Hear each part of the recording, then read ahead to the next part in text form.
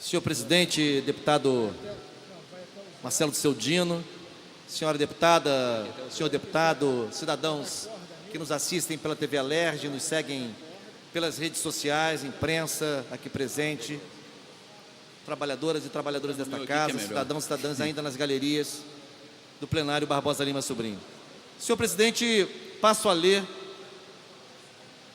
artigo de minha autoria, no prelo a ser publicado no jornal Toda a Palavra, intitulado Segurança no Rio de Janeiro, nada na cabecinha.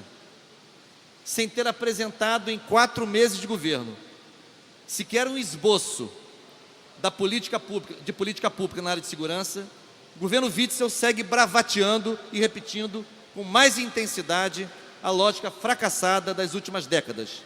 Guerra ao tráfico, ao custo de muitas vidas.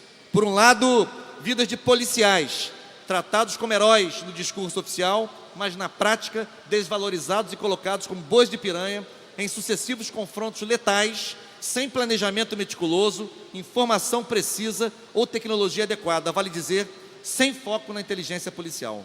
Por outro lado, vidas de cidadãos inocentes, que vivem sob alto risco de morte por residirem em áreas populares, a prioristicamente criminalizadas e por serem negros. Não é coincidência que no caso das mortes de civis, a maioria arrasadora seja de jovens, negros e pobres, perfil que sintetiza a criminalização da pobreza praticada pela polícia no Rio de Janeiro. Em relação ao primeiro trimestre de 2019, os dados de letalidade policial divulgados pelo Instituto de Segurança Pública, ISP, são aterradores. Foram 434 homicídios decorrentes da ação policial, ou seja, uma média de quase 5 por dia. É o trimestre com maior número de mortos em confrontos envolvendo a polícia, desde que a série histórica começou a ser produzida em 1998, o que corresponde a 85 trimestres apurados. Nesse período, dos 8 trimestres em que a letalidade policial foi mais intensa, os últimos 5 trimestres foram recordistas, o que revela um crescimento da letalidade policial a partir do ano passado com a intervenção federal. Aliás, antes de 2018, o número de mortes decorrentes da ação policial jamais ultrapassaram o já elevado número de 400. Some-se a esses dados chocantes o fato de que na Polícia Civil o percentual de elucidações de homicídios cometidos por policiais é espantosamente baixo, ou seja, a grande maioria desses assassinatos fica sem apuração conclusiva. Os relatórios anuais da Anistia Internacional têm demonstrado esses indicadores, confirmados pela CPI dos autos de resistência aqui da Alerj, que problematizou exatamente os parcos questionamentos do Ministério Público sobre a incapacidade ou leniência da nossa Polícia Judiciária na investigação daqueles homicídios. Antes que proliferem críticas pré-fabricadas, afirmo que aqui não se defende nenhuma complacência no enfrentamento ao crime, de qualquer teor, cometido por quem quer que seja. A polícia tem que prender e investigar com inteligência os suspeitos. O MP tem que denunciar esses suspeitos quando as evidências materiais assim o recomendarem. E a Justiça precisa julgar e condenar os comprovadamente culpados, assegurado o amplo direito de defesa. É esse o rigor da lei que deve ser praticado, doa quem doer. O que criticamos, portanto, é a falta de investimentos em inteligência policial, bem como a criminalização da pobreza, em especial da juventude popular negra, vítima contumaz dos recorrentes homicídios em favelas e áreas periféricas da região metropolitana do Rio de Janeiro. Evidentemente que em situação de confronto, quando a polícia é recebida a tiros por criminosos numa determinada operação, os agentes do Estado não podem responder com flores ou bombons. Mas era o caso do músico Evaldo Rosa. Os militares que alvejaram com 80 tiros o carro em que ele se deslocava com sua família estavam em situação de grave ameaça? De mais a mais, as famosas operações de guerra ao tráfico, todos sabemos, se resumem a atingir, quando conseguem, o varejo desse crime, sem sequer arranhar o grande negócio do baronato do narcotráfico e suas polpudas operações, que envolvem drogas e armas em grande quantidade, inclusive atravessando nossas fronteiras aéreas, marítimas e terrestres, sem enfrentar a reação robusta das nossas forças de segurança. Ou seja, insistir nessas operações, como faz o governo Witzel, é mais do mesmo. A novidade é o discurso do governador, que busca causar comoção e catarse, tentando afirmar o primado da força e da ordem, mesmo ao arrepio da lei, ao propor que atiradores disparem na cabecinha de quem estiver portando arma de grande porte, tantas vezes já confundidas pela polícia fluminense com guarda-chuvas, bengalas ou muletas. Em suma, sem ter apresentado até agora as diretrizes de sua política de segurança, o governador Witzel demonstra não ter nada na cabecinha para prevenir ou enfrentar a violência no Rio de Janeiro, que segue sua triste sina em meio a uma guerra civil não declarada. Escrevi esse artigo 2 dias antes dessa operação no final de semana. Em Angra dos Reis. Eu mandei para o editor na quinta-feira à noite, e a operação do fim de semana, deputado Renato, me assustou.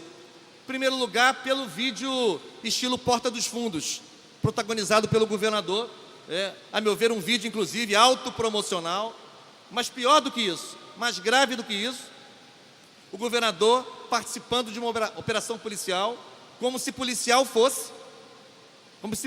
ele é o primeiro magistrado do Estado. As polícias lhe devem satisfação, isto é uma coisa, mas ele não é policial. Portanto, ele não participa de operações policiais, muito menos de operações em que atiradores da CORE atiram em pessoas do alto de um helicóptero, que não estavam atirando no helicóptero, situação que poderia justificar uma reação desse teor da polícia. Portanto, não consigo entender a que isso se presta, e certamente haverá representação contra o governador no Ministério Público. Eu, inclusive, assino uma delas para que o Ministério Público apure se há responsabilidades criminais ou pelo menos administrativas sobre esse episódio. Isso não é razoável. Inclusive, tive informação de que foi alvejada uma tenda de oração usada por evangélicos da comunidade, não é? Confundida com alguma coisa. Aliás, é muito frequente a confusão feita pela polícia, como eu cito aqui no artigo. Já teve uma situação na Babilônia em que um guarda-chuva foi confundido com uma espingarda ou com um fuzil. Já teve uma situação em Charitas, Niterói, no Preventório, em que uma muleta foi confundida com um fuzil. Ou seja, é preciso que a gente entenda que a polícia do Rio de Janeiro não é burra. Os quadros da polícia não são burros. Ao contrário, nós temos quadros tanto da polícia militar quanto da polícia civil que são preparados, são qualificados. É preciso investir em inteligência policial, planejar, usar informação, usar tecnologia. A polícia, o Estado, os agentes do Estado não podem jogar o jogo do olho por olho, dente por dente. Nós não somos bandidos. Os policiais não são bandidos. Quem age assim são os bandidos. A polícia não pode agir como bandido, não pode agir ao arrepio da lei. Portanto, eu acho muito grave que em 4 meses o governador não tenha apresentado até agora nenhuma diretriz clara para a política pública de segurança. Apenas 2 coisas chamam a atenção. Primeiro, essas suas declarações, tentando comover, tentando promover algum tipo de catarse, inclusive essa história dos snipers. Os atiradores de elite, em geral, são utilizados em operações, Renato, em que há reféns. Não é usual, não é convencional que se atire a esmo, sobre as comunidades, sobre os bairros, ainda que populares, ainda que periféricos. Não se pode criminalizá-los assim. E ao mesmo tempo, não me parece comum que um governador se transforme em Rambo e faça ele mesmo uma operação policial, ainda se autopromovendo, como aconteceu no fim de semana. Eu serei um dos signatários de uma representação que está dando entrada, se não ainda hoje, amanhã, no Ministério Público, para que esse órgão de controle do Estado do Rio de Janeiro apure as responsabilidades criminais ou administrativas, ou ambas, do governador Wilson Witzel, e que, afinal de contas, ele se dedique a elaborar com sua equipe uma política pública de segurança, porque além dos atiradores de elite, o que ele fez foi separar as 2 polícias. Aliás, esse tema controvertido para as próprias polícias e para pesquisadores da área, que há um esforço muito grande, há uma reflexão muito aprofundada no sentido que é preciso integrar e coordenar as ações. Ele faz uma segmentação, uma fragmentação, pode ter benefícios corporativos, eu não os desprezo, mas acho que isso não pode ser o coração de uma política pública de segurança. Portanto, quero aqui reiterar, e Vossa Excelência preside essa sessão hoje, Vossa Excelência é um policial, tem formação na área, tem expertise na área. Eu quero aqui fazer de maneira dura, como faço aqui, mas assim, apostando no que eu acho que existe, que é uma inteligência policial instalada no Rio de Janeiro. Uma inteligência, gente qualificada, gente preparada. São vários, com pós-graduação, com cursos feitos no exterior. Enfim, é preciso tirar proveito desta inteligência para parar de continuar fazendo essa política de segurança burra, que não está à altura dos próprios policiais que integram as forças de segurança do Estado. Muito obrigado.